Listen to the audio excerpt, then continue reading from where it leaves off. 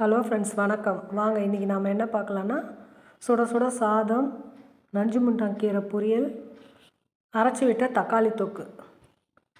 இந்த சூடான சாதத்துக்கும் இந்த தக்காளி தொக்குக்கும் இந்த நஞ்சு முண்டாங்கீரைக்கும் அவ்வளோ சூப்பராக இருக்கும். வாங்க இது எப்படி செய்யுதுன்னு பார்க்கலாம். இதுதான் நஞ்சு முண்டாங்கீரை. நான் ஏற்கனவே ஒரு வீடியோவில் குழம்பு வச்சு காமிச்சிருக்கேன். இன்றைக்கி நம்ம பொரியல் வேர்க்கடலை போட்டு பொரியல் பண்ண போகிறோம். அதுக்கு இந்த நரம்பு எடுத்துகிட்டு சின்ன சின்னதாக கீரை கிள்ளி வச்சுக்கலாம். அடுத்து வேர்க்கடலை, ஒரு 4 காஞ்ச மிளகா, 6 பல் பூண்டு எடுத்துகிட்டு மிக்சியில் ஓட்டிடலாம். ஃபஸ்ட்டு வேர்க்கடலை காஞ்ச மிளகா ஓட்டிட்டு அதுக்கப்புறமா பூண்டு ஓட்டிடணும். இது மாதிரி கீரையை நல்லா நம்ம அலசி எடுத்து வச்சுக்கலாம்.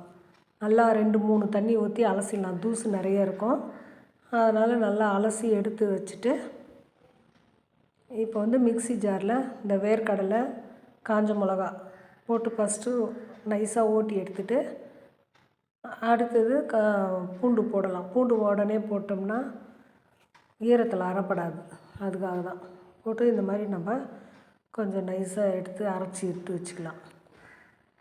அடுத்து ஸ்டவ்வில் ஒரு வானல் வச்சுட்டு எண்ணெய், இது கொஞ்சம் எண்ணெய் ஊற்றினா போதும். 1 ஸ்பூன் எண்ணெய் விட்டுட்டு கடுகு, ஒரு காஞ்ச மிளகா, உளுந்து கடலைப்பருப்பு, அது வீடியோ மிஸ்ஸிங் ஆயிடுச்சு. ஒரு காஞ்ச மிளகா போட்டால் போதும். அடுத்தது ஒரு 5 நிமிஷம் கீரை தண்ணி தெளித்து வேக வச்சுட்டு இந்த வேர்க்கடலை நம்ம பொடி பண்ணி வச்சுருக்க வேர்க்கடலை கொட்டி நல்லா கிளறி ஒரு பாத்திரத்தில் ட்ரான்ஸ்ஃபர் பண்ணிவிடுங்க. அவ்வளோதான் ஃப்ரெண்ட்ஸ். இந்த கீரை உடம்புக்கு ரொம்ப நல்லது. வாரத்தில் 2 நாள் இந்த கீரையை சாப்பிட்டோம்னா நம்ம தேவையில்லாத அன்வான்ட் கேஸ்லாம் போயிடும்னு சொல்கிறாங்க. வயிறு உப்பசம் இருக்காது. அதான் இன்றைக்கி இவ்வளோதான். நேற்று வச்ச ரசம் இருந்தது. அவ்வளோதான் ஃப்ரெண்ட்ஸ். வீடியோ பிடிச்சிருந்தா